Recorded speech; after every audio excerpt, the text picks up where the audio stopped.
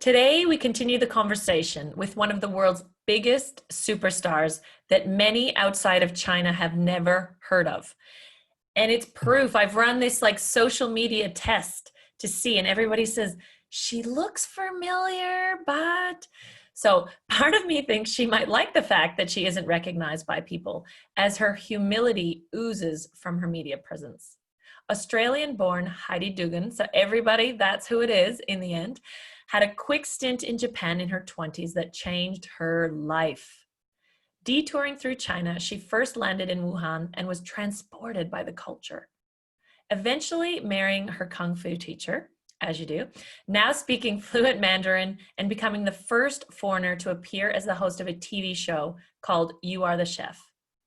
She's appeared on Chinese TV for the past 17 years, and I think we kind of corrected that to 19 years, which means that many millions of people grew up watching her.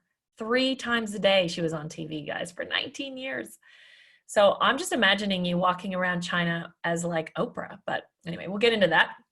She now has 2 children and 3 companies, has written 2 cookbooks, consults to Fortune 500 companies on the Chinese marketplace, is managing director for a trading company, and somehow finds time to be given the first ever foreign permit to host a live broadcast on the Oriental Shopping Channel. Like, who's seen that? A lot of people, just not many of us. So this is seen by more than 70 million people. And she was known in 90 minutes to do millions of dollars of sales. I would have loved to watch that. So how does this demure and graceful looking Grace Kelly do it all? Like, her story is so important as she remains agile in life and open to opportunities around her. She is definitely in the game of life. And I want to talk to her about her daily wellness routine, how she manages to raise 2 incredible children amidst a big life. You know, it's really stories like yours, Heidi, that remind us all what's possible. So I see you being interviewed by Harper's Bazaar or the Australian Financial Review, and you always just come across as the real deal, fully yourself. And the word authentic gets thrown around a lot these days. And you really do come across as that, truly yourself. So you're the kind of person that we love hosting on the podcast. So I really appreciate your flexibility. So here's the thing, guys. I called her graceful the first time. This is actually the second take.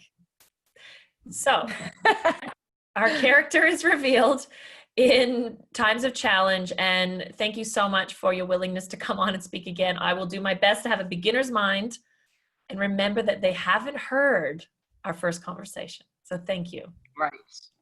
And it's always so difficult because when you do something the first time, you sort of go, yeah, nailed it, and the key for me always is to not go back to that and just listen to, the conversations and think of them as anew that I'm thinking of them. So let's get started, shall we? Yeah, I had to have a let go exercise after I tried to, get Zoom and they wouldn't come back to the table. I thought, you know what?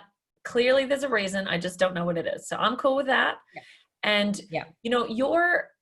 I really want to get to the incredible trajectory your life took at age 20, or in your 20s, but tell me about the young years first. Like, I want to imagine you growing up in Australia, mini Heidi. What were you like? Yeah. Well, I think my family moved around quite a bit with my father's work. And so one of the things, I hated it at the time, but it really meant because I was always in new environments, I was going to a new school. One of the skills that I didn't realize I was developing was that skill of independence and being able to go out and socialize and putting myself out there to make new friends. And so I was always the kid that sort of, my parents would take me to the sailing club or, the yacht club, and they just sort of let me go for the day, and they knew that I'd come back with a new friend. So I think, I did not enjoy having to move around a lot, but gosh, when I went to China, I look back and realize how imperative that was in, building character and building the ability to just be quite strong in circumstances that were new to me. So, I'm very proud that I had, not difficult, but difficult times through that, because I learnt and grew. And how do I know I'm kind of diving ahead for a sec, but how do your kids deal with that? So I know you spend, 2 months in Australia. Do your kids enjoy that? Do you find they have that character like you do? Do they bring home friends? I think everyone's personality is different. I definitely have with my kids. They go to school in China, and then during the summer holidays when they're in primary school, I put them into school here. And everyone's like, you are, like a tiger mum. And, I had no expectations for them going to school here. And to be honest, both of them really enjoyed it because it was much more like play for them. I remember the first day my son went to school here in Australia, and he was like, oh my goodness, Mum, like, do you get this? We have 3 breaks and I can go anywhere I want in the school. So he was like flipping out, and he was so excited because then he was meeting new kids and things like that. My daughter didn't like it as much, especially in the first few years. But then it was about, okay, you don't like it. So what are some things that you can do? Like, if you've got one person in particular that you liked, I would make sure that after school that I could get with their parents and get with them to make, sure that she had someone to play with, so that when she was at school, it was better, or that she took a book, or what were some of the alternatives she could do? She could go down to the library. And so things like that. So whether they liked it or not, I would say kind of like me is probably there is a lot of uncomfortableness in that process, but going through it and solving the problems and working it out so that you can get by and that you can thrive. That is more what I'm concerned about. And I do believe that that is something that the kids have and will continue to carry on with them. Yeah, I agree, because I think even if I look at you and I both, we're going to get into it in a sec about your travel and what you're able to do and be successful and happy in. I think, those early years, I hear other people that can't do it, and I always think, what's wrong with them? But I realize it's because we were raised in a certain way that allows. And there's no one that just can't do it. And even those people that say they can't do it, what they actually really mean is that it's not a priority for them, and that it's not something that they would want to put themselves in because the benefits are not as good for them. They don't see that as being an asset to them, because anyone, if they really wanted to, can do it. So I think that that's the thing, is that when people say something, sometimes they don't really understand what it is that they mean. They use sort of those blanket statements, which often are interpreted, quite differently by the person that's receiving it. Good point. It's true. And I think I really want to kind of follow this thread of, it kind of appears like you follow the direction of the wind a little. When I read, in Australian Financial Review about your life, you thought you were going to end up in the UK acting, for example. What had you detour to China and then stay there? Yeah. So that was a really interesting sort of detour. And I think that I'm very much a person that sets a goal and that it goes on that path. So when you say it seems like I'm sort of being blown around by the wind or going with the wind, I understand that that is the view from outside. But it is actually, everything that I do is really thought through and planned. And that is an excellent example. It would seem that it's such a random decision to go to to China when I was going to go to the UK and what have you. But actually it wasn't. And the reason for this is because my decision to go to China and also to Japan just before that was because my acting teacher said, if you are going to be a great actor, you need to get out and live life. And so that was very much something that I saw as this is going to develop me as a person, which will in turn develop, broaden my horizon and give me a much better foundation to draw on as an actor. So it does look like it's random. And a lot of the things I do for people outside go, I just can't follow your career. I can't sort of understand. You seem to do this, you seem to do that. But that it is very much within the path of what I had set myself. And it always makes me chuckle when people say that. And I go, yeah, actually, it was very much a planned and motivated decision, so that I could achieve something very specific. It's funny okay, so I got to dive into this because this is a really great thing you're describing. This podcast is about manifesting your dreams. And I find from the outside, a lot of people look at that like luck, and I would say a lot of people, your life would look lucky to them. However, Yes. I feel like what you're describing is this sense of deliberateness meets openness. Like there's like this availability about you. So tell me a little bit more about what you see as the deliberate path you set for your life and how it's actually realizing itself. Yeah.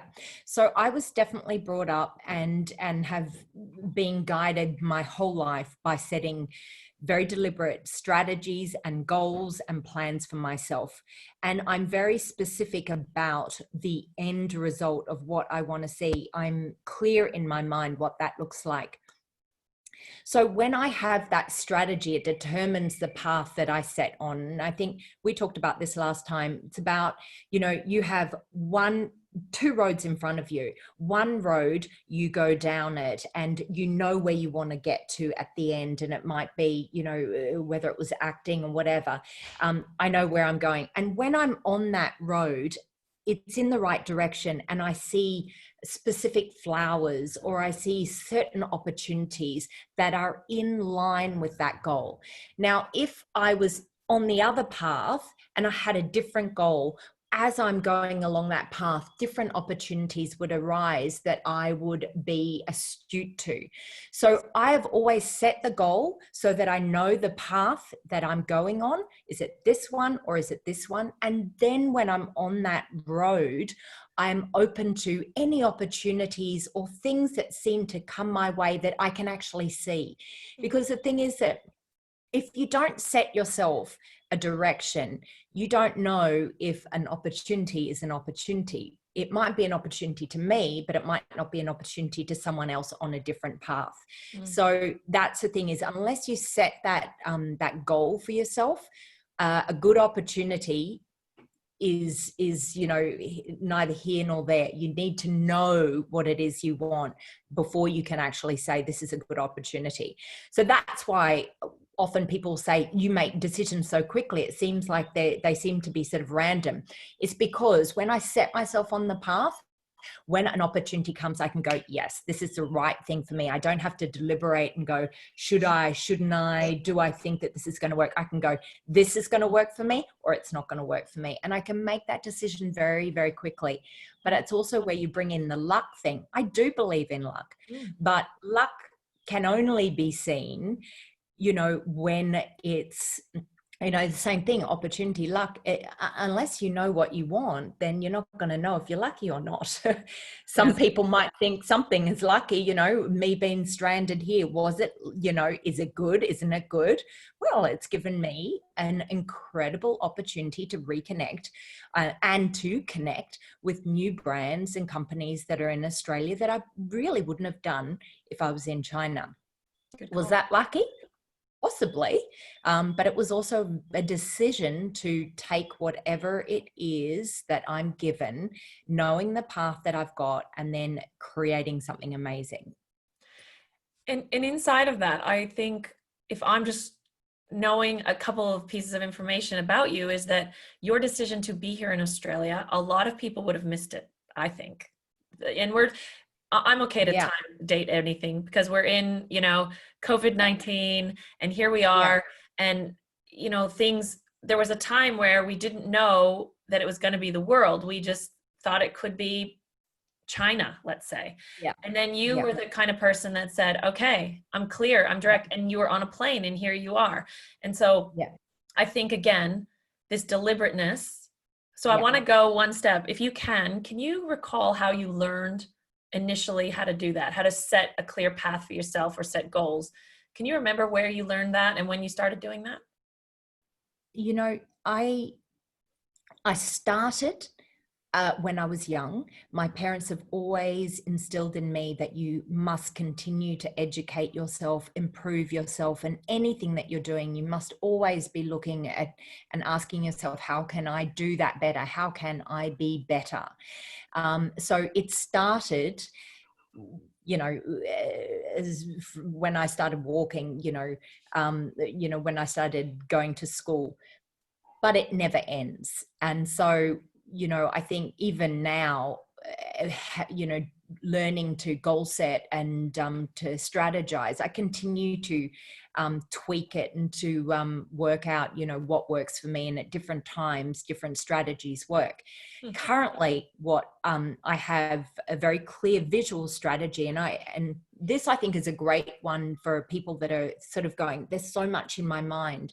A technique that I used, and it's so simple, is just having a big piece of paper, and I write down everything on a plastic Post-it note. So I will put one idea on a Post-it note, and I will just color code and just write as much as I can on Post-it notes, and I stick it on the paper.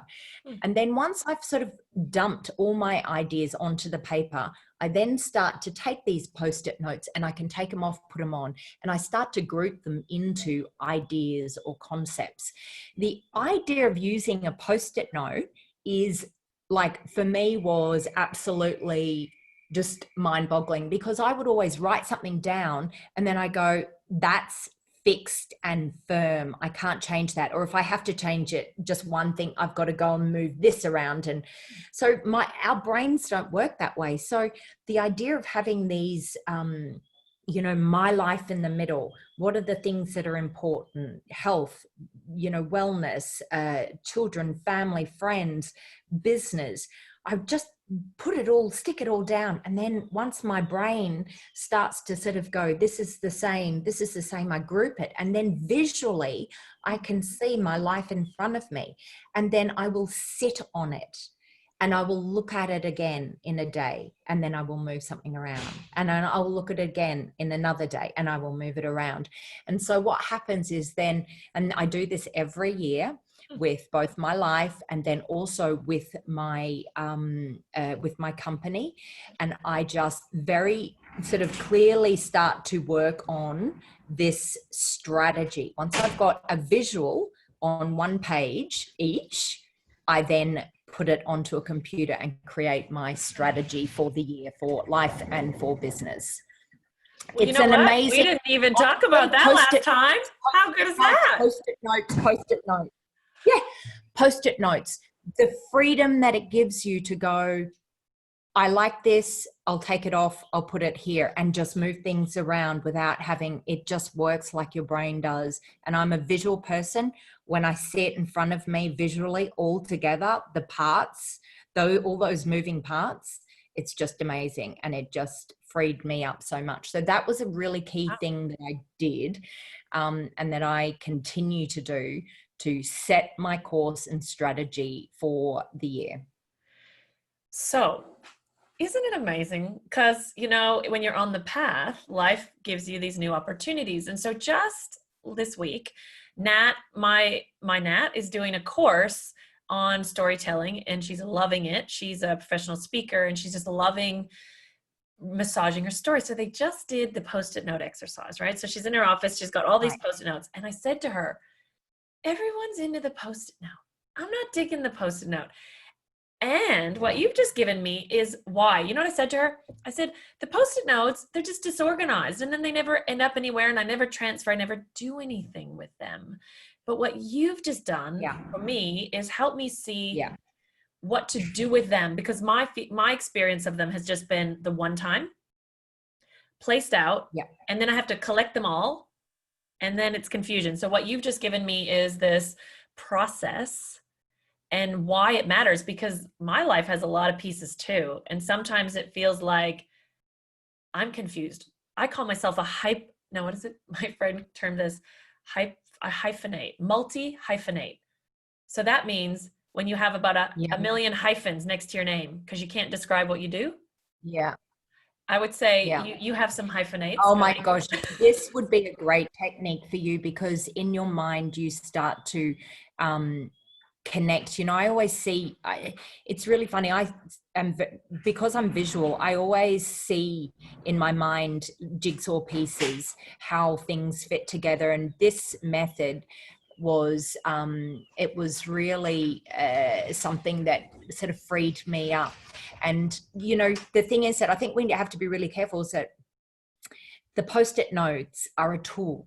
Yeah. They are not the strategy.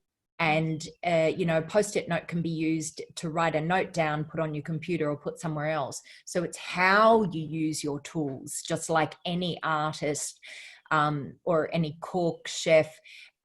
It's how you use those tools that actually create the benefit. So I get it. I agree with you. Post-it notes have always meant just these little pieces of paper lying around. So the idea is that it's not about the Post-it note. It's about the visual strategy on one page, whereby I use the Post-it note to write down my ideas and my goals for those things, so I can dump, and then I can put them and then pull them off and put them into, group them to create a strategy. So I often, like, especially because I deal with China, and everyone gets all the different sales platforms and things like that. I think so often in life we forget that we make the tool our strategy. And I think that is where we all slip up. Strategy is a strategy, and then you have your tools to achieve that. So like, for instance, exercise, your strategy is not F45. Your strategy is that you're going to exercise 5 or 6 days a week. You want to look like this, you want to feel like that at the end. What are the tools I've got? Well, actually, now I haven't got just F45. I've got my own personal training. I've also got, I could do yoga. Oh, I've got nutrition that I could do. I could do fasting. So that's the thing, is that's why you set your goals, and that's why you have the big plan, so that then you can go out and find not one tool, but as many tools as you can to make sure that you can follow through on that. And that's where, when you've got challenges, why it's important to have a whole heap of tools. Because sometimes, like now, for instance, me being in Australia, my goal is still there, my strategy is still there, but the tools that I was using before are not the same as what I'm using now. So that's why, a lot of companies, whether you're coaching, well, okay, we used to coach offline in a venue. That was a tool and a space that we could use. Now we're using technology, we're using Zoom, we're using all these other things. So that's people say, my strategy is to have Zoom conference calls. And it's like, that's not a strategy. That is an implementation, a tool that you're using.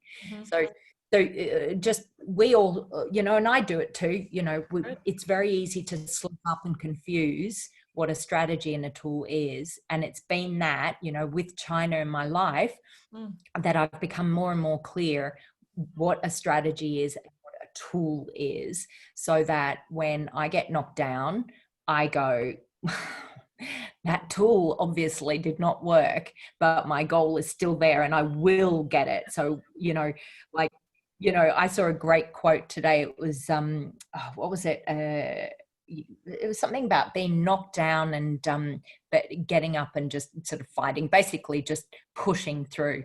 And that's the thing, is that you can only do that when you've got a whole heap of tools, in your hand, to basically pick yourself up and try again. Gosh, you would have loved our volleyball coach. He was with Net for over 16 years, and I had the grace of working with him for a while, and he used to call it our toolbox. We had toolbox sessions, and they are about the tools. Like, for us, it's our skills. Like, what are the method that we get the ball to land on the court. There's different ways you could do that, but the strategy is how you're going to use that tool and the timing and like for, so that was a great distinction actually, because I really got that in sport, but sometimes in business, I don't see those differentials. And what you've said around, it's ironic because I introduced you as agile. And what you've just described for me is that's how you're agile, because you have this understanding, you know the difference between these two things. And I hope everybody else is like getting that it's not an accident life, guys. And it's not even a lucky life. That's what people say, I think, to like, that's not even a word, but you know, take responsibility away from yourself, that you too can be deliberate. You too can get the Post-it notes once a year. If you can do it, who can't do that? Yeah, I mean, absolutely. And that's why I think, you know, like you're saying, you know, someone that's lucky or, you know, living this poster life, you know, I have my ups and downs constantly, as much as everyone does. You know, I just pick myself up a lot quicker. And I have tools that I have when I'm feeling down. I literally have a list of things that if I'm feeling like crap, I know that I this list, and there are a number of things on it. One is read a motivational book. It'll always make you feel good. 2, exercise. I have to be exercising. So when I'm feeling down, you know, I look at my life and I go, geez, what are the things that I haven't been doing and that really make me strong? So motivational book, exercise, music, just putting on great fun music. It's uplifting, it inspires you. And then reaching out to a friend or someone that knows you to just talk about things and that you know is going to give you positive and supportive feedback.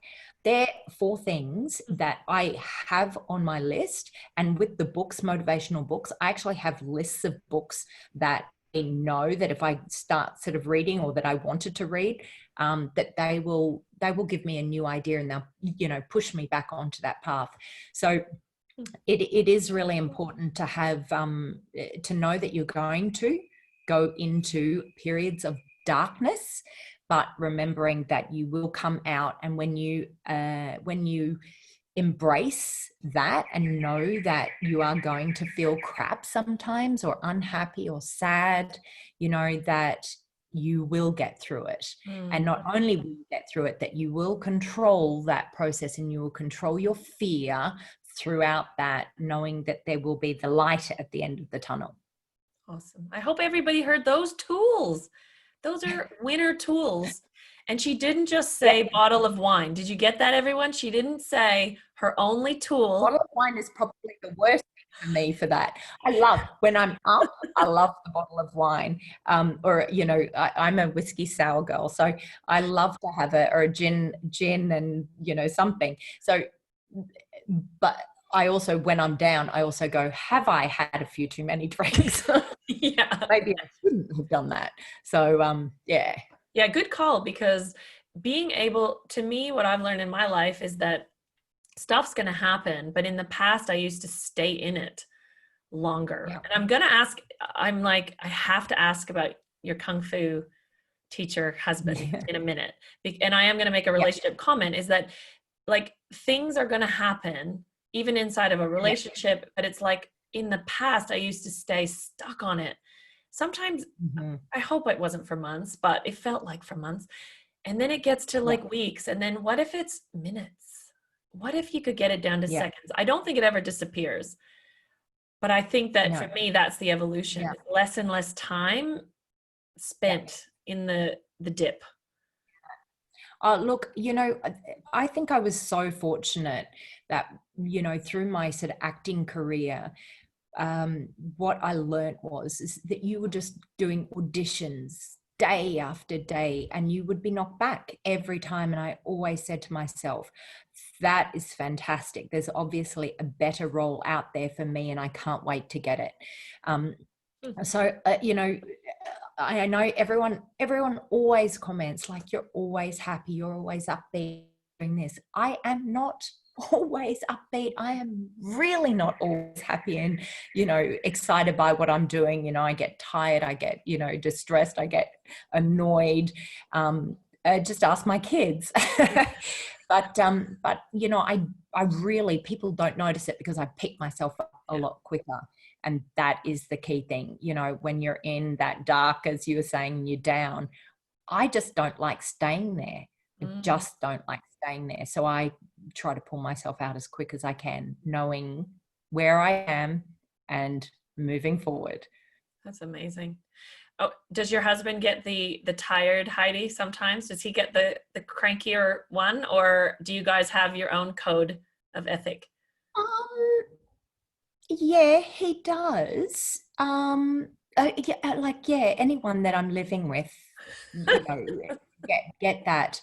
I tend to deal with things internally and by myself, and that's why I always in my day plan that for time for myself. So that's why I wake up at every morning at 5 o'clock, and I give myself at least until 7 o'clock, where I wake up, I get dressed, I take my silicone drink, I do my breathing, then I will do some yoga, some exercise, and then I will do a meditation. Generally, how I am feeling at the time, I try to deal with it during those few hours and set my thoughts for the day. So although they do get the rest of me, they do get sort of, occasionally me not being happy or sort of, I do try and deal with it during my time and sort of talk to myself. I have wonderful conversations with myself through my meditations and breathing and exercise. And I hope that when I come out of that I'm in a place that's, nice and kind enough that everyone else doesn't have to deal with my shit. Yeah. And yeah, I totally get it. I'm wondering, I'm starting to formulate this theory that us kids who grow up in a certain way, we learn how to deal with ourselves. We come up with these little, how to start your day on the front foot and starting your day on your terms. And just take us back for a second, because I'm just picturing you taking this detour. You're in Shanghai or Wuhan, and you meet a Kung Fu master, or you go to a Kung Fu class, or like, how does this happen? It was kind of random. It wasn't random, actually. Again, everything is just, I didn't expect it, but again, sort of, it was a tool. I started learning Kung Fu when I was 8 years old with my father. So it was in our breeding. We would go down and buy, Kung Fu movies when you could still were buying VHS. So I loved everything about Kung Fu at the time. My family sort of also loved it. So when I went to China, I thought, well, if I'm going to exercise, I should really go and find a teacher that can train me in Kung Fu. So I found a very cool old man who in my mind was who it should be, that's teaching me. And he taught me for about a year. No, not a year, about a month. And then he said, I'm sorry, I can't teach you any longer. I'm going to Japan and I'll introduce you to one of my best students. And then he introduced me to my husband, who I sort of looked at and was like, comparing this old man, which we have in mind. Old man, yeah.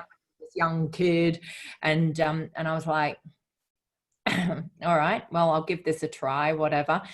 So after a few classes, I was like, well, why don't you show me what you can do? And of course, it's like they're then literally next level at how good they are. And I was like, okay, well, you definitely can teach me a few things. And it was through that, then, we developed the relationship. So he's amazing at Kung Fu, and his whole upbringing was for the Sports Institute. He represented China and Shanghai for performance and competition. Him and his friends are quite seriously the best of the best. Wow. And from a cultural point of view, there's one thing to learn Kung Fu from someone. My sense is that Kung Fu is not just physical. There's a lot of, like, from an energetic point of view, there's a lot to it. What happens when you actually marry someone? I mean, this is uniting two lives. So tell me about melding an Aussie girl and a Kung Fu boy. What happens? Let me bring it into context from a Kung Fu training perspective. When I was here in Australia, I hated doing Kung Fu because I'd have to spar against all these really big guys, and, I'd be forced into it. So there's that one idea of sort of being forced and pushed into something that someone else knows is really good for you and you don't yet know. Okay. So there's that sort of idea. And then when I'm there, it's like, come on, Heidi, you can do it. Get in there, you smack him, use this, do this. And so I'd come out of the class going, yeah, fantastic. This is great. I'm getting better. And then to the way that I learned in China, my husband, teacher at the time, was teaching me, and it would be, no, that's terrible, jump higher. And it's like, I'd like to jump higher, but I don't know how. And it's like, you can do it again, do it again, do it again. And I seriously, the amount of times that I walked out of my class, my eyes just going, I'm not good enough, I can't do this anymore. I mean, even now I think about it, it's like, oh my, it was so stressful, honestly. But I also developed. So two very different methods to achieve a goal. I know what I would have preferred. And I suppose, and that going back to the question about the kids, why I do the two different types of school is because if I look at the two different types of ways that I learned Kung Fu, they're actually both important. And if you combine both of those methods, you actually accelerate much faster. So I like that. Thank you for saying that. I was very curious about that. Yeah.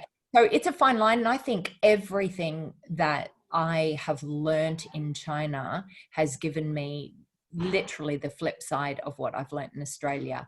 And it's about taking, people always say, which country or which culture do you prefer? It's like, I'm just going to take the best of this, put it together and create something of my own. And so that is really what I think is the skill and the amazing thing. And you would know about this is when you have multicultural experience, you get to choose the best of both worlds. There is a reason why we have that term. It really is the best of both worlds because you can pick, and your vision just opened up to new and different ways. And that's what living in China has given me, is that what I learned, it doesn't necessarily mean that it's so, that it could be this way, and that, as we're talking about tools, perspective is a tool. And so it's like picking and choosing what I want, Can I give you a bit of an example? And I know this is kind of a bit sort of a funny sort of thing.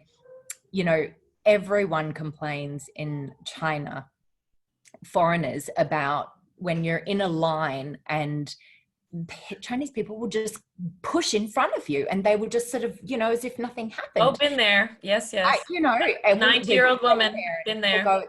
It is so annoying. And the thing is that, it is annoying. But there have been times where I have gone, that's a really interesting concept. And I've been short of time and I've gone, you know what? I'm a foreigner. They're going to look at me as if you're kind of different anyway. And then I will push at the front and go, I'm really sorry, but I just need to talk to, the teller. And I've used it to my benefit. So I'm not saying I do it all the time, but what I'm saying is that you can learn from everyone and everyone can be a teacher. And when you expand yourself up multiculturally, you suddenly have got a whole lot more that you can use as, things to help you, get what you need and, push you on to achieving what you want. Man, you're just giving me a tool for, you're going into Queensland Transport and you need to get to the front. I'll just say, I've been living in China. Anyway, I'll take on your persona. Yeah. But I wanted to keep going for a sec because I love these little examples. So I think my sense is that Chinese families, that the structure of a lot of grandparents, for example, live with the kids. and their grandkids. So is that true? Is that kind of more common Yes. structure? So And generally there's 3 generations in one family, in one household. why do you think that is? Just a simple question. It's really, it is, because it is. That is goes back through, years and years, where the families live together.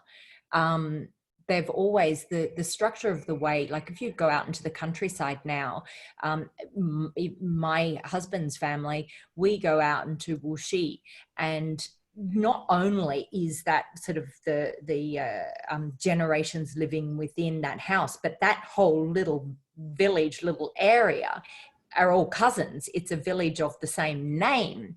So everyone always sort of lived. That's how they prospered. That's how they grew. You would always, for Chinese culture, the bloodline is very important. So when someone is a blood relative or connected by blood, there is a very strong connection. So they would always, and also traditionally, want someone within the family to be working with them, because they're generally more trustworthy. So when it comes now to the modern society, 3 generations, because it is the responsibility of the younger generation to look after the older generation.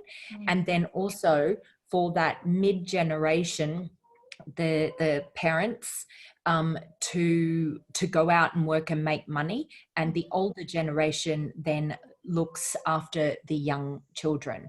So that's how it's really about how the family, not the individual, can thrive in the circumstances, and whose responsibility is it to nurture, whose responsibility is it to grow and educate themselves, whose responsibility is it to go and make money and to work hard.